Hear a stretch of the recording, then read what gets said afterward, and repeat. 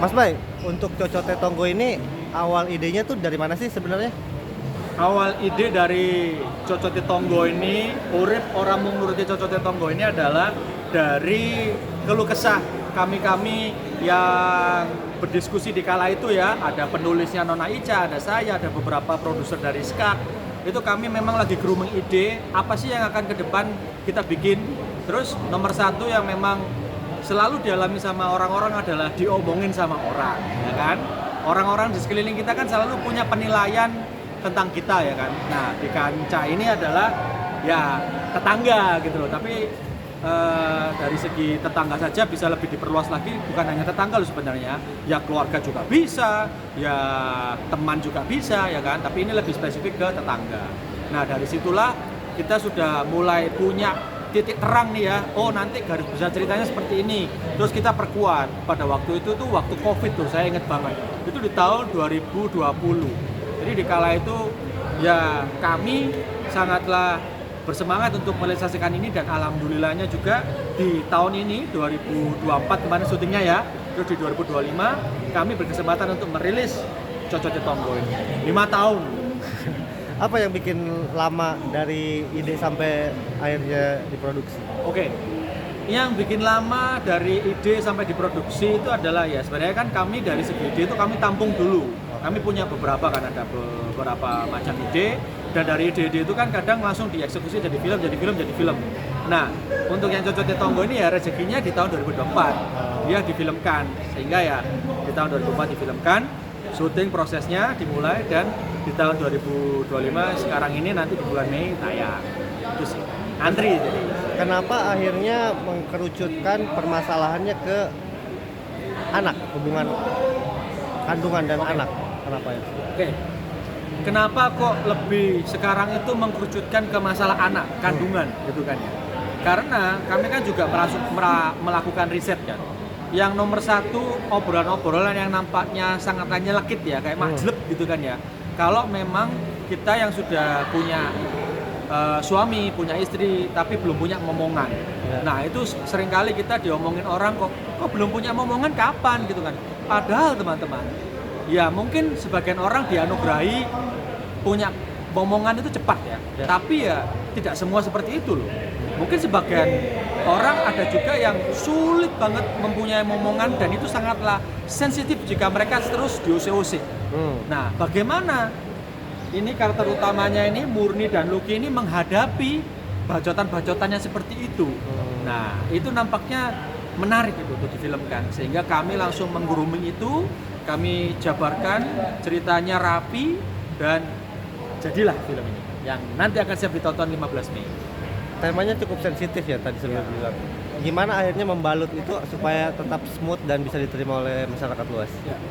Dengan tema yang bisa dibilang sangatlah sensitif ya, karena kan suami istri terus ditanya-tanya tentang apa nih punya anak, itu kan sensitif ya kan. Tapi bagaimana untuk membalutnya itu rapi dan enak untuk dilihat? Jawabannya mungkin saya bisa menjawab itu digabungkan secara komposisi yang pas dengan komedi, sehingga apapun saja yang terlontar itu tidak langsung spesifik menyerang, sehingga bisa kita selewengkan menjadi komedi, dan pembawaannya pun nanti bagaimana merespon action-action yang menyeleneh itu tadi, yang majleb itu tadi, juga dengan komedi pula. Namun maknanya tetap berat gitu.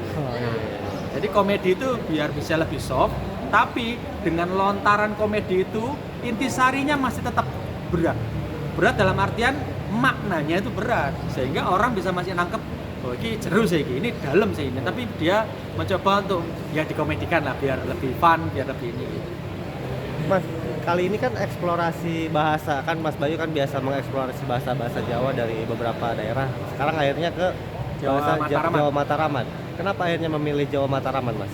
Oke, untuk kenapa kok kami memilih Jawa Mataraman, karena dari segi saya sendiri, ya kalau saya diberi kesempatan untuk bisa lebih luas lagi saya mengeksplor sebuah ide, mengeksplor sebuah karya, ya saya mau gitu loh. Nah ini menyajikan ke saya juga semua itu tadi. Jadi kalau misalnya ini Jawanya bukan Jawa Timuran seperti halnya saya kemarin-kemarin ya bisa dibilang itu zona nyaman saya. Ya ini memberikan saya peluang untuk mengeksplor sesuatu yang baru juga. Jawa Mataraman itu berbeda loh dengan kami yang ada di Jawa Timur. Karena Jawa Mataraman itu ya Solo, Yogyakarta dan sekitarnya, Jawa Tengah ya. Itu lebih halus dan lebih banyak kosakata-kosakata yang halus. Sehingga kami Jawa Timuran ya harus mau nggak mau ya belajar dulu. Nah ini sebuah tantangan terbaru buat aku nih, makanya aku mau untuk merealisasikan ini. Begitu. Mas Bay, kalau tiap produksi tuh kan mengeksplorasi bahasa baru ya. Punya tim khusus nggak sih untuk supaya tetap terjaga originalitasnya itu? Oke.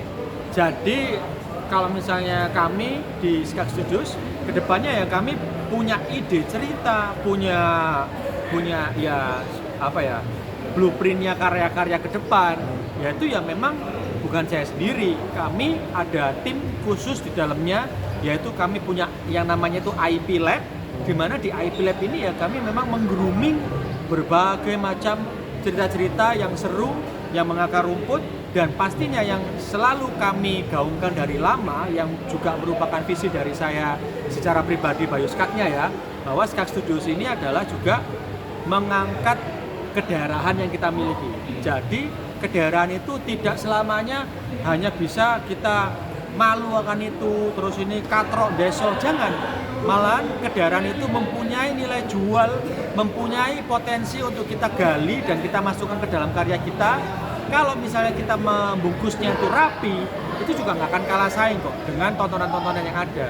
Karena film itu kan yang penting ceritanya rapi dan apa yang ingin kita sampaikan kan. Masalah bahasa itu nomor sekian. Karena kita pun nonton film Korea, apakah kita harus bisa bahasa Korea? Kita nonton film Thailand, apakah kita bisa harus bahasa Thailand? Ya toh? Jadi dengan film ini jangan khawatir, untuk semuanya yang tidak berbahasa Jawa akan disediakan subtitle. Tapi Mas, banyak nih pertanyaan. Satu lagi. Untuk di titik sekarang ini Mas Bayu ini Mas mau wawancara juga? Mungkin konten Instagram. Apa? Konten Instagram. Oke, boleh.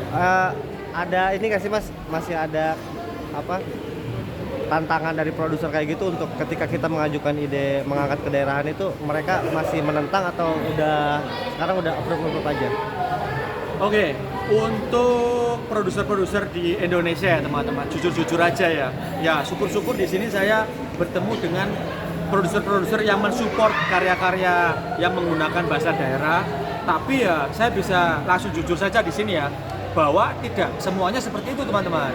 Karena balik lagi, yang dipikirkan sama produser itu adalah bagaimana ya kita itu bisa mendapatkan penonton sebanyak mungkin. Nah, mungkin pemikiran mereka kebanyakan kalau misalnya spesifik menggunakan bahasa tertentu, kan nanti skupnya semakin kecil kan.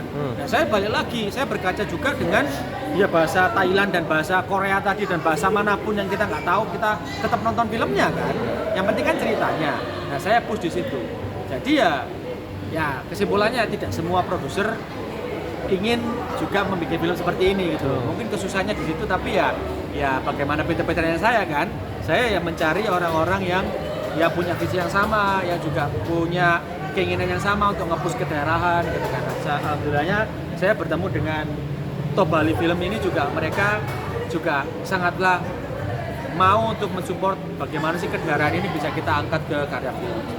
Oke, thank you Mas Bayu.